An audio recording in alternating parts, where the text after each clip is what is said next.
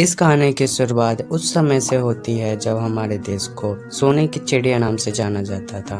उस समय हमारे देश की अर्थव्यवस्था की मुख्य विशेषता थी। पहला, हमारा देश समृद्ध अर्थव्यवस्था था जो कि आत्मनिर्भर व स्वतंत्र था और इसके ज्यादातर लोग कृषि पर निर्भर थे, प्रत्यक्ष या प्रत्यक्ष रूप से। और हमारा देश पूरे विश्व भर में हस्तशिल्प उद्योगों के लिए प्रसिद्ध था। हस्तशिल्प उद्योगों से मेरा मतलब है ऐसी वस्तुएं जिनका निर्माण हाथों की सहायता से किया जाता था, जैसे सूती वस्त्र आदि। कहते हैं ना, दिन का उजाला हमेशा नहीं रहता, तो उस रात के अंधेरे की शुरुआत 1797 में प्लासी के युद्ध से हुआ। इस 190 वर्ष के शासनकाल को ब्रिटिशों ने उपनिवेशवाद कहा, मतलब एक ऐसी अर्थव्यवस्था जिसमें एक देश शासक तथा दूसरा देश उपनिवेशक होता है और शासक देश उपनिवेशक देश के राजनीतिक नियंत्रण वो आर्थिक नीतियों को अपने मन मुताबिक निर्धारित कर सकता है। अंधेरे की आधी रात खत्म हो चुकी थी और उस समय भारत की अर्थव्यवस्था के हालात बहुत खराब थे।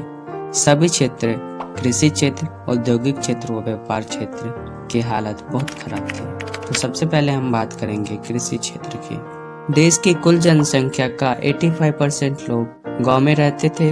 वह कृषि पर प्रत्यक्ष या अप्रत्यक्ष रूप से अपनी जीविका अर्जित करने के लिए निर्भर थे। जनसंख्या के इतने बड़े हिस्से को कृषि क्षेत्र में होने के कारण भी हमारे जो बेसिक नीड्स थी, भोजन, उद्योगों के लिए कच्चा माल की पूर्ति करने में असमर्थ थे। इसके क्या कारण थे?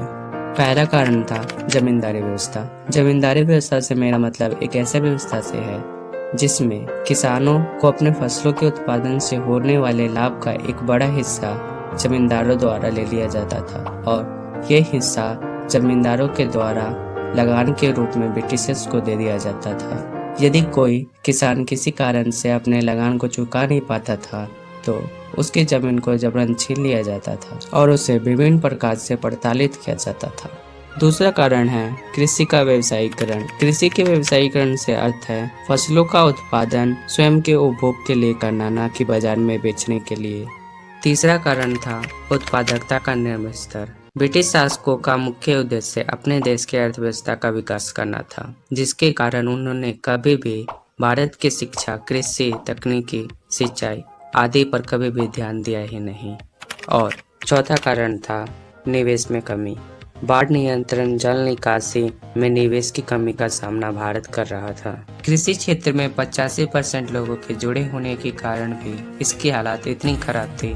तब औद्योगिक क्षेत्र, जिसे ज्यादा लोग शामिल नहीं थे, औद्योगिक क्षेत्र जिसे एक रीढ़ की हड्डी माना जाता है एक अर्थव्यवस्था की, उसकी हालात बहुत असंतोषजनक। तो इसके पीछे क्या कारण थे? पहला कारण था विऔद्योगीकरण। विऔद्योगीकरण से मेरा मतलब है हस्तशिल्प उद्योगों के पतन। हस्तशिल्प उद्योगों के पतन के पीछे ब्रिटिशर्स का दोहरा उद्देश्य था। पहला उद्देश्य तो ये था कि जो लोग हाथों से वस्तुओं का निर्माण कर रहे थे उनकी संख्या में तेजी से गिरावट आई और वो लोग अपनी आजीविका पाने के लिए कृषि क्षेत्र में जाने लगे और कृषि क्षेत्र में ज़्यादा लोगों के शामिल होने से उन्हें संसाधन कम कीमत पर उपलब्ध होने लगा और यह संसाधनों को, कच्चे मालों को वो ब्रिटेन में भेजकर अपने उद्योगों से उत्पादन करवा के भारत के बाजार में बेच दिया करते थे, जिससे उन्हें दोहरा लाभ होता था। दूसरा कारण था हस्तशिल्प उद्योगों के पतन के विपरीत प्रभाव। बेरोजगारी के उच्च स्तर। हस्तशिल्प उद्योगों के पतन से बेरोजगारी का स्तर बढ़ा, क्योंकि जो लोग अपने आजीविका के लिए हस्तशिल्प उद्योगों पर निर्भर थे उनके रोजगार उनसे छीन लिए गए और उन्हें कृषि पर अपनी आजीविका के लिए निर्भर होना पड़ा। निर्मित वस्तुओं का आयात।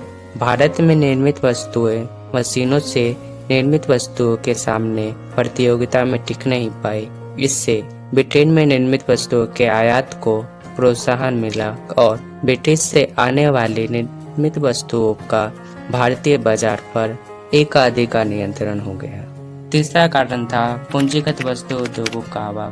पूंजीगत वस्तु उद्योग वो उद्योग होते हैं जो कि दूसरे उद्योगों की स्थापना के लिए उन्हें मशीन व अन्य उपकरण प्रदान करते हैं। ब्रिटिश शासन के दौरान कोई भी पूंजीगत वस्तु उद्योग की स्थापना नहीं की गई थी। जीडीपी में कम योगदान। नए औद्योगिक क्षेत्र की विकास दर और इसका जीडीपी में योगदान। बहुत ही कम था। पांचवा कारण था सार्वजनिक क्षेत्र की सीमित भूमिका। सार्वजनिक क्षेत्र रेलवे, विद्युत उत्पादन, संचार, बंदरगाह आदि केवल ब्रिटिश शासकों द्वारा उपयोग किए जाते थे। भारत के सामान्य नागरिकों के द्वारा इसे उपभोग करने से वंचित रखा गया था। औद्योगिक क्षेत्र में हस्तशिल्प उद्योगों की संख्या पहले से ही कम थी और ब्रिटिश शासकों ने उसका पतन करके उसकी संख्या में और कमी ला दी, जिसके कारण सीधा इसका प्रभाव विदेशी व्यापार पर पड़ा और ब्रिटिश शासकों के नियंत्रण और नीतियों के द्वारा विदेशी व्यापार की हालत बहुत खराब हो गई। ब्रिटिश शासकों के दौरान भारत के विदेशी व्यापार की स्थिति: पहला, प्राथमिक वस्तुओं का निर्यातक और निर्मित वस्तुओं का आयातक। भारत प्राथमिक वस्तुएं जैसे कि सूत, ऊन, चीनी, नील आदि वस्तुएं ब्रिटेन के उद्योगों में भेजा करता था और ब्रिटेन के उद्योगों द्वारा इन वस्तुओं को निर्मित वस्तुओं में बदलकर भारत के बाजार में बेच दिया करते थे। ब्रिटिश शासन का एकाधिकार नियंत्रण: ब्रिटिश सरकार ने हमारे विदेशी व्यापार पर अपना नियंत्रण जमा लिया और दूसरे देश से होने वाले व्यापार को भी अपने मन मुताबिक नियंत्रण किया। तीसरा कारण है ब्रिटिश शासकों के दौरान भारतीय संपत्ति का निष्कासन। ब्रिटिश शासन में भारत प्राथमिक वस्तुओं, कच्चा माल का निर्यातक और निर्मित वस्तुओं का आयातक बन गया, जिसके कारण जो भी इनकम हो रही थी वह सिर्फ और सिर्फ ब्रिटेन की अर्थव्यवस्था को हो रही थी, न कि भारत को। भारत से जो आय थी वो ब्रिटेन की तरफ प्रभावित हो रही थी। 1869 में स्वेज नहर के खुलने से भारत और ब्रिटेन के बीच में व्यापार की जो दूरी थी उसमें कमी आई, क्योंकि पहले भारत और ब्रिटेन के बीच में व्यापार करने के लिए हमें अफ्रीका से घूमकर आना पड़ता था, पर स्वेज नहर से यह दूरी कम हो गई।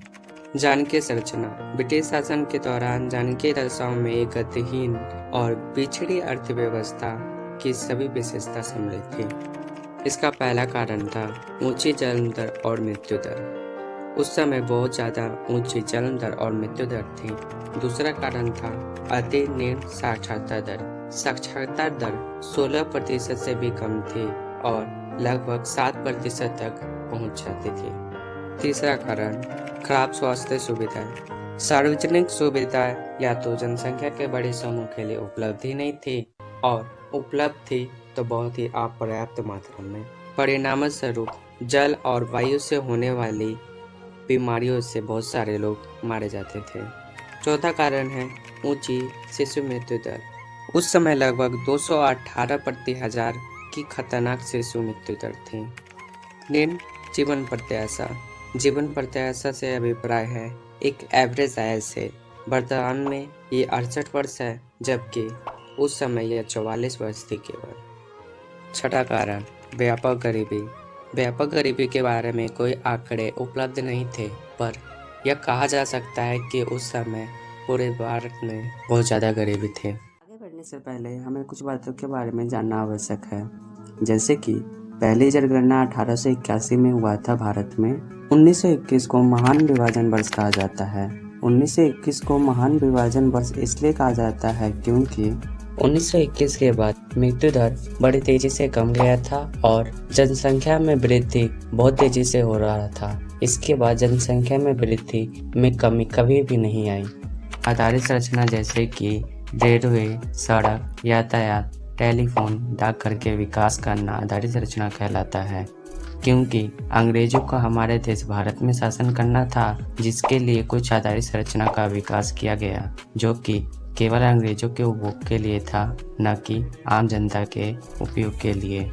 ब्रिटिश शासन के द्वारा सड़कें, रेलवे, वायु और जल यातायात, संचार आदि का विकास किया गया तथा इसके पीछे उनके मुख्य उद्देश्य छुपे हुए थे, जैसे कि सड़क निर्माण के पीछे सड़कों का निर्माण उन्हीं स्थानों पर किया जाता था जहां पर अंग्रेजी शासन का ज़्यादा आना जाना था और उनके लिए ज़्यादा उपयोगी था। गांव और ग्रामीण क्षेत्रों को जोड़ने वाली सड़कों का निर्माण न के बराबर किया गया था, क्योंकि इसके पीछे अंग्रेजी शासन का कोई भी लाभ छुपा हुआ नहीं था। रेलवे। ब्रिटिश शासन का सबसे बड़ा योगदान रेलवे में हुआ। 1850 में रेलवे की शुरुआत आरंभ हुई और इसके 2 लाभ देखे गए। सबसे पहला तो भारत के जो नागरिक थे वो भारत के विभिन्न राज्यों में यात्रा कर सकते थे और अपनी संस्कृति व भौगोलिक एकता को बढ़ावा मिला। दूसरा, कृषि का व्यवसायीकरण। भारतीय कृषि में व्यवसायीकरण को बढ़ावा दिया गया। भारत का एक सुनहरा दिन 16 अप्रैल 1853 को भारत की प्रथम यात्री रेल गाड़ी बॉम्बे से ठाणे 34 किलोमीटर तक चली थी। वायु और जल यातायात। ब्रिटिश सरकार ने वायु और जल यातायात में बहुत ज़्यादा निवेश किया, पर उसका फल बिल्कुल भी नहीं मिला। इसका निवेश बिल्कुल ही असंतोषजनक था, क्योंकि लोगों ने रेलवे के विकास होने के कारण रेलवे को ज़्यादा प्रेफरेंस दिया और वायु और जल यातायात को न के बराबर उपयोग किया, जिसके कारण अंत में अंग्रेजी शासन को इसमें निवेश करना बंद करना पड़ा। संचार। भारत में महंगी इलेक्ट्रॉनिक टेलीफोन व्यवस्था की शुरुआत कानूनी और व्यवस्था को बनाए रखने के लिए हुआ, जो कि सफल भी हुआ, पर जो संचार था वो हमारे देश के आम जनता के उपयोग के लिए बिल्कुल भी नहीं हुआ, क्योंकि ये बहुत ज़्यादा महंगे थे। आधारिक संरचना के विकास के पीछे ब्रिटिश शासकों का मुख्य उद्देश्य जनता को आधारिक सुविधाएं प्रदान करना नहीं था, बल्कि अपने हित के लिए आधारिक संरचना का विकास किया गया था। पहला, सड़कों का विकास के पीछे उनका मेन उद्देश्य था कि वो सेना के आवागमन को सरल बनाना चाहती थी और तेजी लाना चाहती थी, और हमारे देश के जो संसाधन थे उन्हें बंदरगाह या फिर नज़दीकी स्टेशन तक पहुंचाना चाहती थी। रेलवे के विकास के पीछे उनका मेन उद्देश्य था हमारे देश पर प्रभावपूर्ण नियंत्रण करना और विदेशी व्यापार के जरिए लाभ अर्जित करना। और ब्रिटिश शासकों के द्वारा हमारे देश में कुछ फंड जारी किया जाता था, जिनका उपयोग वो रेलवे के विकास के लिए किया करते थे। ब्रिटिश शासन का सकारात्मक योगदान। पहला, खानों के उत्पादन में आत्मनिर्भरता। खाद्यान्नों से मेरा मतलब है खाने की सभी वस्तुओं से। ब्रिटिश सरकार द्वारा किए गए कृषि के व्यवसायीकरण के कारण ही हमारा देश भारत खाद्यान्नों के उत्पादन में आत्मनिर्भर बना। दूसरा, यातायात के बेहतर साधन। ब्रिटिश शासकों के द्वारा रेलवे व सड़कों का विकास के कारण हमारा देश यातायात के बेहतर साधन प्राप्त करने में सफल हुआ। तीसरा, अकालों का नियंत्रण। अंग्रेजी शासन के द्वारा सड़कों और रेलवे के विकास के कारण किसी क्षेत्र में अकाल पड़ने पर वहां पे आवश्यक वस्तुओं को पहुंचाने में सफल रहे, जिससे अकालों पर नियंत्रण किया जा सका। चौथा, मौद्रिक अर्थव्यवस्था में परिवर्तन। अंग्रेजी शासकों ने वस्तु विनिमय प्रणाली को बदलकर मौद्रिक प्रणाली स्थापित किया। पांचवा, प्रभावपूर्ण प्रशासकीय तंत्र। ब्रिटिश शासन के द्वारा भारत पर 190 वर्षों तक प्रभावपूर्ण नियंत्रण किया गया, जिसे भारत के लोगों ने अपना लिया बाद में जाकर। स्वतंत्रता प्राप्ति पर भारतीय अर्थव्यवस्था की स्थिति। अब हमारा देश भारत आज़ाद हो चुका था और उसकी अर्थव्यवस्था की स्थिति बहुत ज़्यादा खराब थी। पहला, औपनिवेशिक अर्थव्यवस्था। ब्रिटिश शासन ने भारत से भारी मात्रा में संपत्ति का निष्कासन किया ताकि उभरते हुए ब्रिटेन उद्योगों को भारत से कच्चे माल की पूर्ति हो सके। उन्होंने कृषि के व्यवसायीकरण को भी प्रोत्साहित किया। ब्रिटिश औपनिवेशिक नीति पर भारत का गहरा प्रभाव पड़ा, जो कि स्वतंत्रता प्राप्ति के समय दिखाई दे रहा था इसकी खराब स्थिति से। अर्ध सामंतवादी अर्थव्यवस्था। ब्रिटिश काल के अंत तक भारतीय अर्थव्यवस्था के 2 पहलू थे। पहला, सामंतवादी व्यवस्था का प्रारंभ।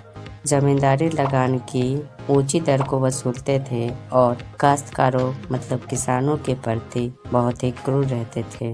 दूसरा, पूंजीवादी व्यवस्था का प्रारंभ। आधुनिक उद्योगों की स्थापना से 2 वर्ग उत्पन्न हुए। पहला, पूंजीवादी और श्रमिक। इस प्रकार भारतीय अर्थव्यवस्था में सामंतवादी और पूंजीवादी दोनों व्यवस्था की एक झलक देखने को मिलती है।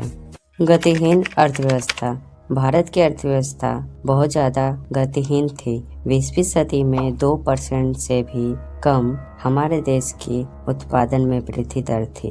और व्यक्ति उत्पादन में वृद्धि केवल 0.5% थी। पिछड़ी हुई अर्थव्यवस्था। ब्रिटिश शासन के अंत में भारतीय अर्थव्यवस्था पिछड़ी हुई और अल्पविकसित थी, क्योंकि उस वक्त उत्पादन का बहुत ज्यादा निम्न स्तर था। प्रति व्यक्ति आय भी बहुत कम था। उस समय ऊंची जन्म दर और मृत्यु दर था और ज्यादातर लोग पढ़े लिखे नहीं थे। छत विछत अर्थव्यवस्था। इसका अभिप्राय ऐसी अर्थव्यवस्था से है जिसमें अत्यधिक प्रयोग के कारण दिखने वाली भौतिक परिसंपत्ति को बदलने के लिए कोई भी व्यवस्था नहीं थी। विभाजित अर्थव्यवस्था।